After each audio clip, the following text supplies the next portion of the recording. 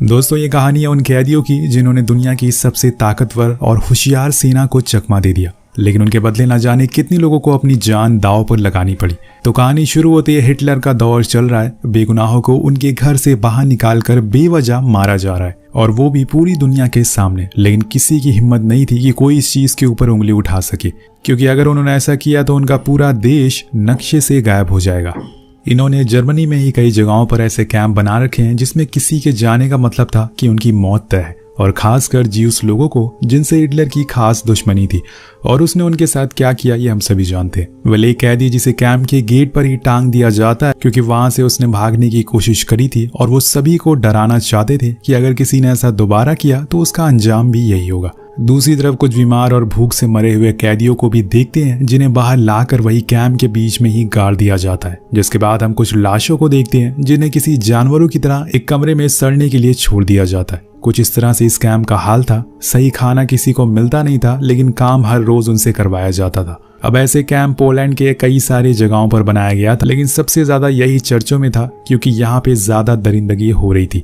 अगले सीन में हम हजारों की तादाद में नए कैदियों को देखते हैं जो अभी अभी इस कैंप में लाए गए। सबसे पहले तो उनके बाल काटे जाते हैं, जिसके बाद उन्हें दूसरे कपड़े दिए जाते हैं, और सभी को उनके नंबर दिए जाते हैं, क्योंकि इस जगह पे लोगों को उनके नाम से नहीं बल्कि उनके नंबर से पहचाना जाता है। ऐसा इसलिए होता है क्योंकि कैदियों की तादाद काफी ज्यादा थी, और ऐसे में इतने लोगों का नाम याद रख पाना आसान नहीं था। इसी में से हम दो लोगों को देखते हैं जिनके नाम थे फ्रेडी और वॉल्टर। ये भी आम कैदियों की तरह ही थे, लेकिन इनके अंदर शुरू से ही यहाँ से भागने का जुनून है। उन्होंने ठान लिया है कि वो यहाँ से भाग कर रहेंगे, और इसी बारे में वो कई दिनों से आपस में बातचीत भी करते रहते हैं। अब एक दिन वो अपने इस काम को अंजाम भी दे देते हैं। उस दिन वो दोनों काम से जल्दी आ जाते हैं, और फिर जॉन को, जो कि उनका ही साथी है, उनकी मदद से वो एक बंकर में जाकर छुप जाते हैं, जो कि उसी कैंप में बना हुआ है, जो कि कई दिनों की मेहनत से बनाया गया है। अब वो उसके अंदर चले जाते हैं। इसी दौरान हम फ्लैशबैक में जाते हैं, उन तीनों को देख पाते हैं जो उसी लाश वाले कमरे में बैठकर प्लानिंग कर रहे थे कि आखिर उन्हें जाना कहाँ है और वो कैसे कैसे यहाँ से बाहर निकल सकते हैं। जॉन, जो कि उनके काफी करीब था, वो उन्हें बताता है कि तुम लोगों को कितने दिनों तक बंकर में रहना है और फिर यहाँ से बाहर निकलकर किसके पास जाना है। कहानी एक बार फिर से प्रेजेंट में आती है, जहाँ पर सभी कैदी अब काम से वापस आ रहे हैं और उनकी हाजिरी लगती है। उसी में से जेलर को पता चलता है कि बैरक नंबर 9 में से 2 कैदी गायब हो चुके हैं। ये पता लगते ही वो बौखला जाता और सबसे पहले तो उस बैरक के हेड को बुलाता है और उनसे इस बारे में पूछता है, लेकिन उसके कुछ पता नहीं था, तो वो उसे इतना मारता है कि वो मर ही जाता है। जिसके बाद वो सभी कैदियों से भी पूछता है, लेकिन उन्हें भी कुछ पता नहीं था। तब वो सारी पेट्रोलिंग वाले कुत्तों को ऑर्डर दे देता है ताकि वो जल्दी से उन्हें ढूंढ सके। लेकिन जर्मन ज्यूस कैदियों को वहीं खड़े रहने को कहते हैं और बैरक नंबर 9 के लोगों से पूछताछ भी करते रहते हैं, लेकिन किसी को कुछ पता नहीं था। जिसके बाद उन्हें वहीं रात भर खड़ा हुआ छोड़ दिया जाता है, और वो भी इतनी ठंड में। अब कितने कैदियों को तो उनके कपड़े भी नहीं दिए जाते, उन्हें ऐसे ही बिना कपड़े के ठंड में रहने को बोल दिया जाता है, और अब अगले दिन का वेट किया जाता है। अगर वो कुछ नहीं बताते तो वो कुछ लोगों को जंगल में ले जाकर उन्हें जिंदा ही गाड़ देते हैं, और बस उनकी गर्दन ही बाहर रखी जाती है। फिर उनसे वही 2 लोगों के बारे में पूछा जाता है, लेकिन जब उन्हें कुछ पता ही नहीं होगा तो आखिर में बताएंगे क्या। और इस बात से वो ऑफिसर और ज्यादा गुस्सा हो जाता है। वो उनके सरों पर घोड़े चलवा देता है, जिससे कि वो सभी मारे जाते हैं। अब इसके बाद वो वापस आता है और उन्हीं खड़े हुए कैदियों से फिर से पूछने की कोशिश करता है, लेकिन ये तीनों भागने वाले थे, ये किसी को भी पता नहीं था। इसलिए सभी कैदी वही जवाब देते हैं कि उन्हें पता नहीं है, और उसी खड़े हुए कैदियों में से कई तो वहीं गिरकर मारे जाते हैं ठंड की वजह से, लेकिन उन्हें वहां से उठाया तक नहीं जाता। और वहीं अंदर ऑफिसर के दिमाग में खलबली मची हुई थी। उन्हें जल्द से जल्द उन कैदियों को ढूंढना है, क्योंकि अगर इस बारे में ऊपर बैठे लोगों को पता चल गया तो वो इन ऑफिसर को छोड़ेंगे नहीं, और इसीलिए अगले दिन ही छानबीन तेज कर दी जाती है। लेकिन वो दोनों अभी भी उस लकड़ी के बने हुए बंकर के नीचे छुपे हुए थे। पिछले कई दिनों से उन्होंने ना तो कुछ खाया था और ना ही पिया था, लेकिन आजादी के जज्बे ने ही उन्हें बस जिंदा रखा हुआ था। तभी उनके पास एक कुत्ता आ जाता और गुर्राने लगता है, लेकिन उसे पता चल चुका था कि जरूर कोई ना कोई यहाँ पे मौजूद है। लेकिन यह बात उसका हैंडलर समझ नहीं पाता और वो उसे लेकर वहां से चला जाता है। कुछ इस तरह से इन दोनों की जान बच पाती है। अब ऐसे ही कई दिन बीतने लगते हैं, लेकिन किसी को कुछ पता नहीं चल पा रहा। उन ऑफिसर को जरा भी अंदाजा नहीं था कि वो कैदी बाहर नहीं बल्कि कैंप के अंदर ही छुपे हुए। वहीं दूसरी ओर हम एक जर्मन ऑफिसर को देखते हैं जो एक कैदी को पकड़ कर लाता है, और वो उससे कहता है कि मैं जानता हूं कि तुमने ही उन दोनों को यहाँ से भागने में मदद करी है, लेकिन मैं तुम्हें इतनी आसानी से नहीं मारूंगा, बल्कि मैं तुम्हें हर रोज थोड़ा थोड़ा मारूंगा।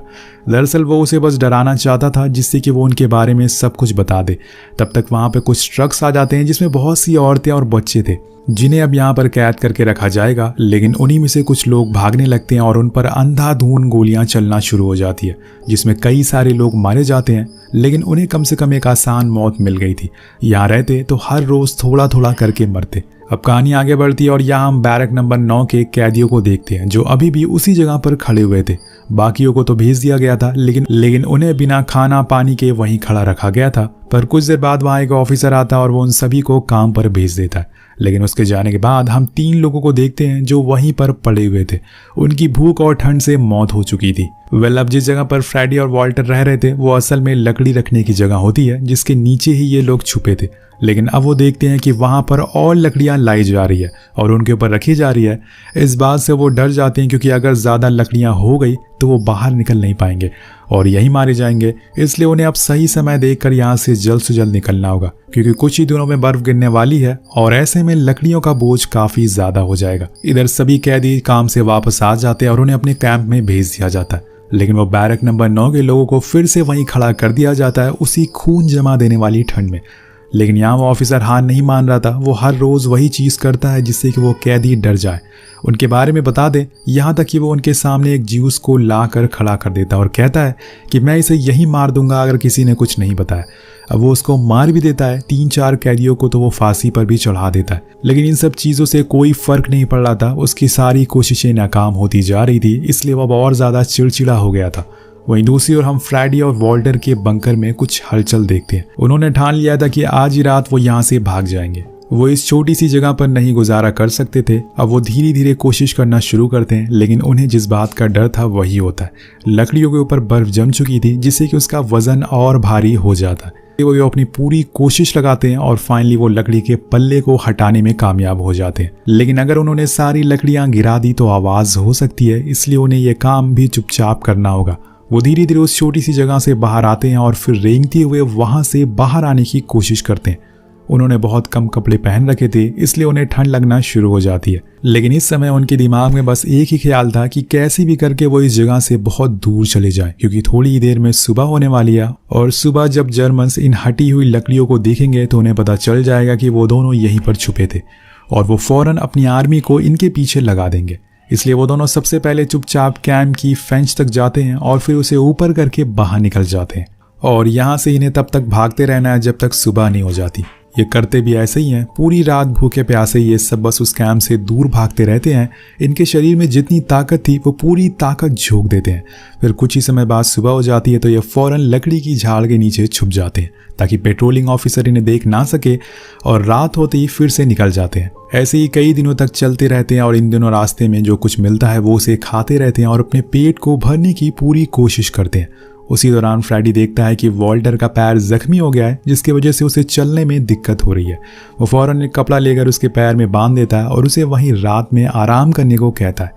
नेक्स्ट डे सूरज की रोशनी में ये फिर आगे बढ़ने की कोशिश करते हैं, लेकिन इनके सामने अब जर्मन खड़े मिलते हैं जिन्होंने अगर इन्हें देख लिया तो बिना कुछ पूछे ही गोली मार देंगे। इसलिए दोनों बड़ी देर तक डिसाइड करते हैं कि वो इस रास्ते से ना होकर बल्कि जंगल के रास्ते से जाएंगे। हालांकि इसमें उन्हें बहुत दूर चलना पड़ेगा, लेकिन कम से कम उनका जिंदा रहने के चांसेस तो ज़्यादा रहेंगे। अब वो चलना शुरू करते हैं, लेकिन चलते चलते एक ऐसा दिन आता है जब इनके पैर जवाब दे देते हैं। दोनों ही एक पत्थर के सहारे से वहां आराम करने के लिए रुकते हैं, और कुछ ही देर बाद किसी के कदमों की आवाज आती है, जिसे सुनकर इनकी सांसें रुक जाती है और दिल की धड़कनें तेज हो जाती है। शायद इनकी मौत इनके पास आ रही है। लेकिन जब वो वहाँ खड़े होकर देखते हैं तो असल में वहाँ एक लड़की थी जो इन्हें देखकर ज्यादा शॉक नहीं होती, जैसे कि उसे पहले से पता था कि ये लोग कहीं से भाग कर आ रहे हो, और वो ज्यादा कुछ रिएक्ट नहीं करती और उन्हें सबसे पहले तो कुछ खाने को देती है, जिससे कि वो अपनी भूख मिटाते हैं। अब इन दोनों के खाने के तरीकों को देखकर वो लड़की समझ जाती है कि असल में ये लोग कई दिनों से भूखे हुए हैं, और उनके कपड़े को देखकर उनके हालातों को भी समझ जाती है। इसलिए घर जाकर वो उनके लिए कुछ जूते और कपड़े लेकर आती है। वो उन्हें अपना नाम तो नहीं बताती और उन्हें ये भी नहीं बताती कि वो ज्यूस है या फिर जर्मन है।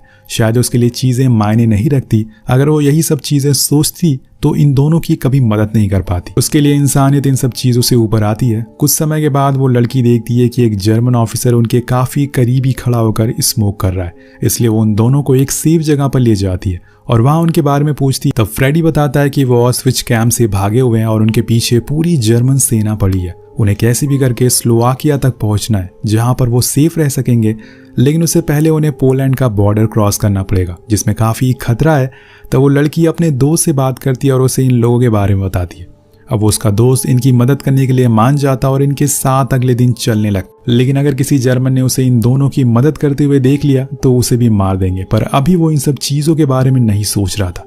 वो उन दोनों को कैसे भी करके बॉर्डर के करीब ला देता है और फिर अपने घर चला जाता है। लेकिन यहाँ हम देखते हैं कि वॉल्टर के अंदर अब इतनी ताकत नहीं बची है कि वो चल सके। तब फ्रेडी उसे आज़ादी का लालच देते हुए कहता है कि अगर तुम यहीं पे आराम करने के लिए रुक गए तो वो लोग हमें आकर मार देंगे और हमारे इतनी दिनों का संघर्ष बर्बाद हो जाएगा। जिसे सुन के वो चलने के लिए मान जाता है, लेकिन वो दोनों रेंग रेंग कर आगे बढ़ते हैं क्योंकि अगर खड़े होकर चले तो जर्मन उन्हें देख लेंगे और उनका सफाया हो जाएगा। लेकिन इतनी सावधानी के बावजूद उन्हें कुछ हलचल होती है। उन्हें ऐसा लगता है कि शायद उनके पीछे कोई आ रहा है, तो वो खड़े हो जाते हैं और तेजी से भागना शुरू करते हैं। लेकिन अहम मौके पर अब वॉल्टर गिर जाता है क्योंकि उसके अंदर अब जान ही नहीं बची थी कि वो और थोड़ी दूर चल पाए। लेकिन अभी इनका सफर काफी लंबा है। इसी बीच थोड़ी ही दूरी पर बने हम एक घर को देखते हैं जिसके अंदर से कुछ लोग बाहर आते हैं और वो इन दोनों को ले जाते हैं। जब फ्रेडी की आंख खुलती है तो वो खुद को उसी घर में पाता है और रूम से बाहर आने पर उसे पता चलता है कि ये घर स्लोवाकिया में है।